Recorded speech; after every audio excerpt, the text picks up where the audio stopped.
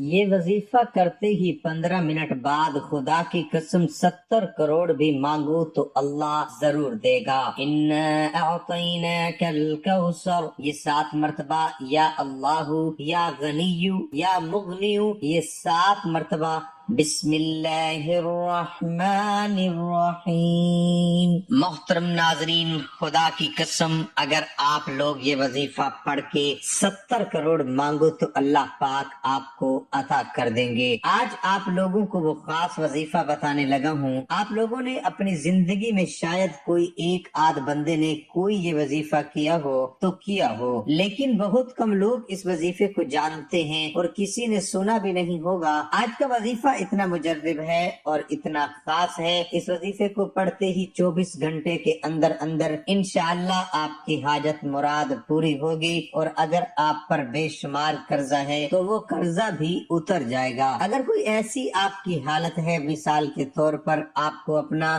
ذاتی مکان چاہیے، تو آپ یہ وظیفہ پڑھ کے اللہ پاک سے دعا مانگ لو، چاہے آپ کی ایک حاجت ہو چاہے آپ کے 100 حاجتیں ہوں، یہ وظیفہ پڑھ لو اور اللہ پاک سے اپنی حاجتوں کے لیے، پریشانیوں کو ختم کرنے کے لیے دعا مانگ لو۔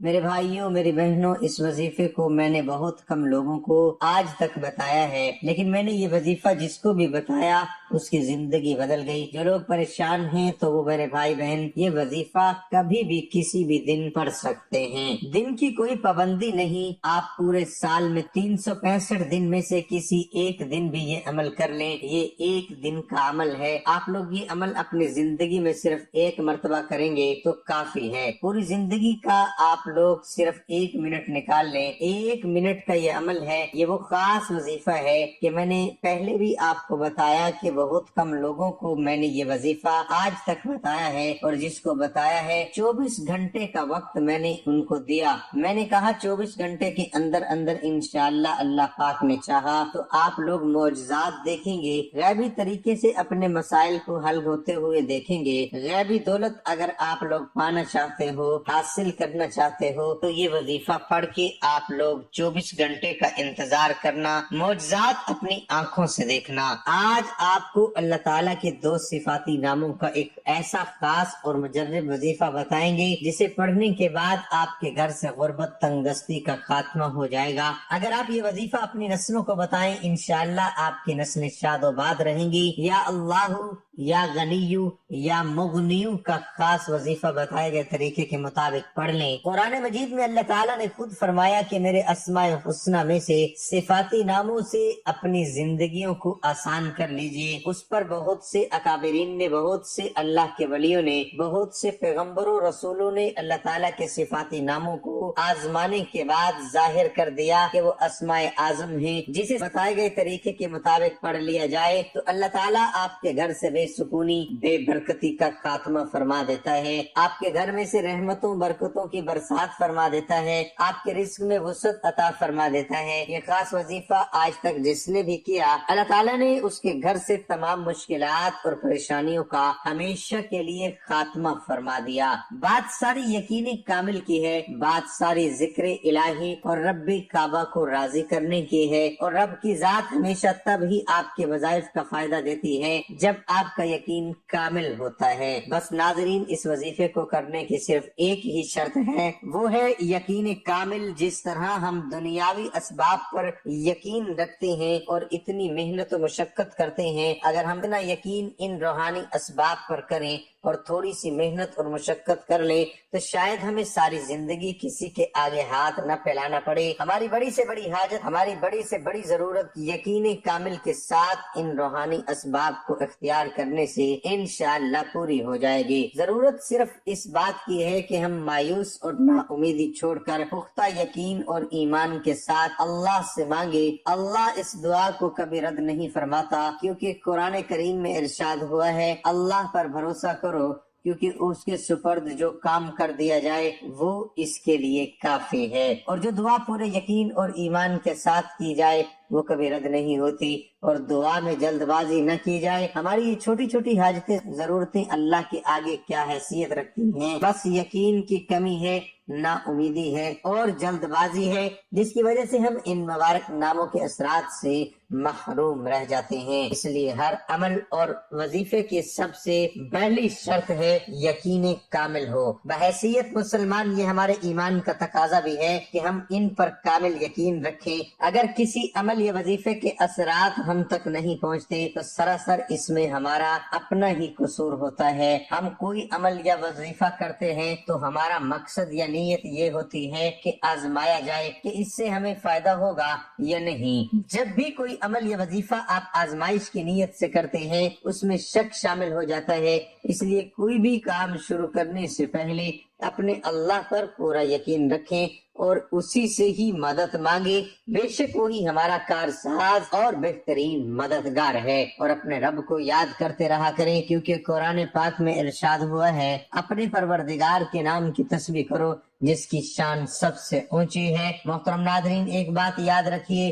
یقین اللہ کی طرف سے آتا ہے اور شک ہمیشہ شیطان پیدا کرتا ہے، تاکہ ہم یقین کی دولت چھوڑ کر شک اور وسوسے میں پڑ جائیں اور اپنے تمام اعمال غارت کر لیں۔ اس لیے ناظرین، کبھی یقین کا دامن نہ چھوڑنا، یقین انشاءاللہ آپ کو ایک دن کامیاب کر دے گا۔ بس اللہ پر یقین رکھو، وہ تمہیں ویران کنویں سے نکال کر سلطنت کا بادشاہ بنانے کی طاقت رکھتا ہے۔ ناظرین، قرآن پاک اتنی مبارک کتاب ہے، یہ اتنی پیاری کتاب ہے کہ قرآن مجید میں شفا کے نسخے ہیں۔ ہر طرح کی بیماری، چاہے کوئی بھی بیماری ہو، تو اس قرآن پاک میں شفا کے نسخے بھی ہیں، اور ہر طرح کی معاشی پریشانی کا حل بھی موجود ہے۔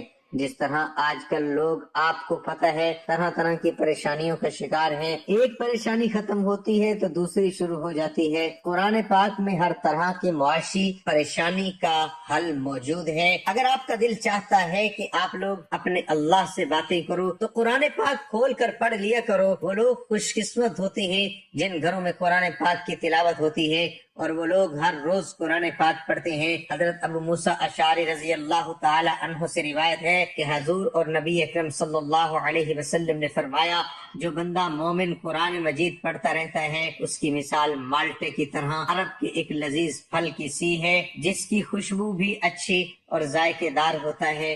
وہ بندہ مومن جو قرآن نہیں پڑھتا، اس کی مثال خشک کھجور کی سی ہے، جس میں خوشبو تو نہیں ہوتی، البتہ ذائقہ ہوتا ہے۔ اور وہ منافق جو قرآن مجید پڑھتا ہے، اس کی مثال ریحانہ گلاب کے پھولوں کی سی ہے، اس کی خوشبو اچھی اور ذائقہ کڑوا ہوتا ہے۔ اور اس منافق کی مثال جو قرآن پاک کی تلاوت نہیں کرتا، کہ اس میں خوشبو بالکل نہیں ہوتی اور ذائقہ بھی کڑوا ہوتا ہے۔ اور ایک روایت میں منافق کی بجائے فاجر یعنی بدکار کے الفاظ ہیں۔ ناظرین، بے شک ایک رکوع بھی روزانہ پڑھو، ایک آیت بھی روزانہ پڑھو، لیکن قرآن پاک کو روزانہ پڑھا کرو۔ یقین جانو، زندگی گزارنے کے لیے ایسی رہنمائی ملتی رہے گی کہ آپ لوگ حیران رہ جاؤ گے۔ جو چیز آج اتنے سو سال کے بعد بتا رہی ہے، آج سے 1400 سال پہلے قرآن پاک میں وہی چیز موجود ہے۔ تو پھر ہمیں زندگی اگر گزارنی ہے تو کیوں نہ اس طریقے سے گزاریں کہ دنیا کی جتنی بھی بڑی سے بڑی حاجتیں ہیں، وہ اس کے مقابلے میں کچھ بھی نہیں ہے۔ قرآن پاک سب سے بہترین کتاب ہے، اور ہر پریشانی کا حل اس میں موجود ہے۔ اس لیے بالکل پریشان نہ ہوں اور اللہ پر توکل رکھیں، وہ آپ کے تمام مسائل حل کر دے گا۔ کیونکہ قرآن پاک میں فرمایا ہے کہ جب بندہ بہت پریشان ہو جاتا ہے تو پھر اس کو تسلی دی گئی ہے کہ ان مع العسر یسرا، بے شک ہر تنگی کے بعد آسانی ہے۔ اللہ رب العزت کے سامنے ایسے گڑ گڑا کر مانگے کہ اللہ پاک آپ کے آنسوؤں کو دیکھ کر فوراً عطا کر دے۔ حضرت ایوب علیہ السلام کو جب اتنی بڑی بیماری میں اتنی عرصے کے بعد جب صحت عطا کی گئی تو اللہ پاک نے پہلے سے بھی زیادہ نعمتیں ان کو عطا کی۔ حالانکہ وہ سب سے جو پہلے تھا وہ تو تباہ ہو چکا تھا، لیکن حضرت ایوب علیہ السلام اپنے رب کی طرف ہی اوزاری اور شکر گزاری کرتے رہے اور مانگتے رہے، تو اللہ پاک نے بھی پھر ہر طرح کی نعمتیں عطا فرما دی۔ ہم نے بھی ہر حال میں اسباب کو اختیار کرتے ہوئے صرف اللہ پاک کی رحمت کی طرف توجہ کرنی ہے۔ انشاءاللہ اللہ پاک سب کے کام بنائیں گے۔ اور ہر صورت آپ نے اللہ پر بھروسہ رکھنا ہے۔ وقت چاہے جتنا بھی مشکل کیوں نہ ہو، آپ نے اپنے رب پر توکل کرتے ہوئے، دعا کرتے ہوئے اور ہر وقت اللہ کی شکر گزاری کرتے رہنا ہے، کیونکہ حالات کتنے بھی مشکل ہو نہ ہو، اللہ پاک فرماتے ہیں اور یقیناً آگے آنے والے حالات تمہارے لیے پہلے حالات سے بہتر ہوں گے۔ اللہ سے مانگتے رہو جو تم چاہتے ہو، یہاں تک کہ وہ تمہاری دعا کا جواب دے اور تمہارے لیے خوبصورت دروازے کھول دے۔ وہ ایک دن کن کہے گا،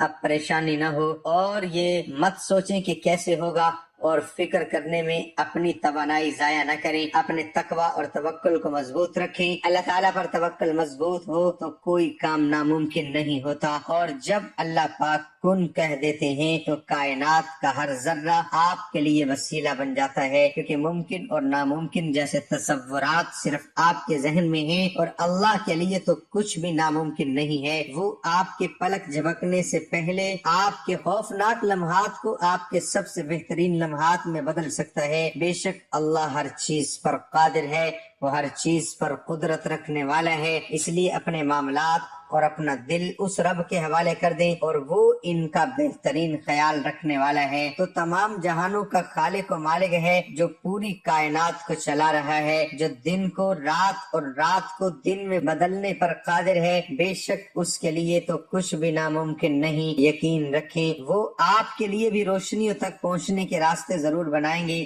بے شک میرے رب فرماتے ہیں، جب ہم کسی چیز کا ارادہ کرتے ہیں تو ہماری بات یہی ہے کہ اس کو کہہ دیتے ہیں کہ ہو جا تو وہ ہو جاتی ہے۔ اس لیے ارشاد ہوا، اپنے پروردگار کے نام سے تسبیح کرو جس کی شان سب سے اونچی ہے۔ یہ وظیفہ اتنا طاقتور ہے، یہ وظیفہ اتنا تیز وظیفہ ہے کہ اس کا اثر فوری طور پر ہوتا ہے۔ فوری طور پر آپ کی جو حاجت ہے، مراد ہے، پریشانی ہے، تمام آپ کے مسائل کا حل انشاءاللہ اس وظیفے کو پڑھتے ہی آپ لوگ دیکھیں گے کہ کیسے آپ کی قسمت چمک جاتی ہے، کیسے آپ کے ایک دن کے اندر اندر نصیب بدل جاتے ہیں۔ تو آپ کو میں یہ وظیفہ بتاؤں، میری بہنیں بھی یہ وظیفہ پڑھیں اور میرے بھائی بھی اس وظیفے کو، اس عمل کو لازمی پڑھیں۔ 3-4 چھوٹے چھوٹے آسان سے وظائف ملا کر یہ پورا ایک منٹ کا عمل کرنا ہے۔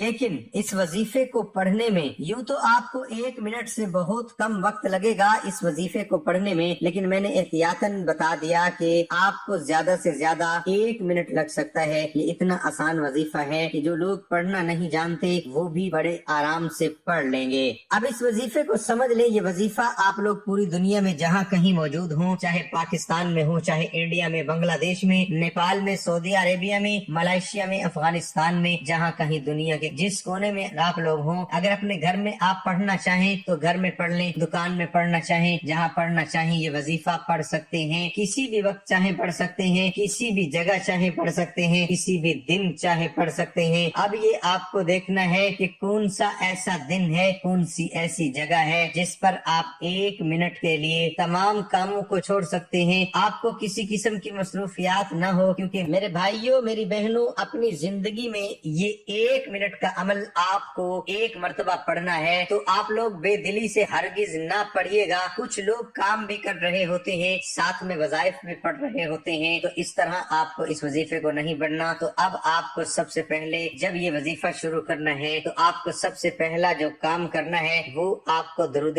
پاک لازمی پڑھنا ہے۔ درود ابراہیمی پڑھ لیں، صلی اللہ علیہ وآلہ وسلم پڑھ لیں، صلی اللہ علی محمد پڑھ لیں۔ جو درود پاک آپ کو پڑھنا ہے، صرف 1 مرتبہ کوئی سا بھی درود پاک پڑھ کے یہ آج کا وظیفہ، آج کا عمل شروع کر لیں۔ 1 مرتبہ میرے ساتھ بھی درود پاک پڑھ لیں تاکہ ثواب ہو۔ اللہم صلی علی محمد وعلی آل محمد کما صلیت علی ابراہیم وعلی آل ابراہیم انک حمید مجید۔ اللہم بارک علی محمد وعلی آل محمد کما بارکت علی ابراہیم وعلی آل ابراہیم انک حمید مجید۔ درود پاک پڑھنے کے بعد آپ لوگوں کو فوراً جو پہلا وظیفہ پڑھنا ہے وہ اللہ تعالیٰ کے 3 نام ہیں، یا اللہ، یا غنی، یا مغنیو۔ یہ تینوں نام آپ نے 7 مرتبہ پڑھنے ہیں۔ جب آپ 7 مرتبہ یہ نام پڑھ لیں تو اس کے بعد 1 مرتبہ بسم اللہ الرحمن الرحیم پڑھ کر 3 دفعہ پہلا کلمہ پڑھنا ہے، لا الہ الا اللہ محمد الرسول اللہ۔ یہ پہلا کلمہ پڑھنے کے بعد آپ نے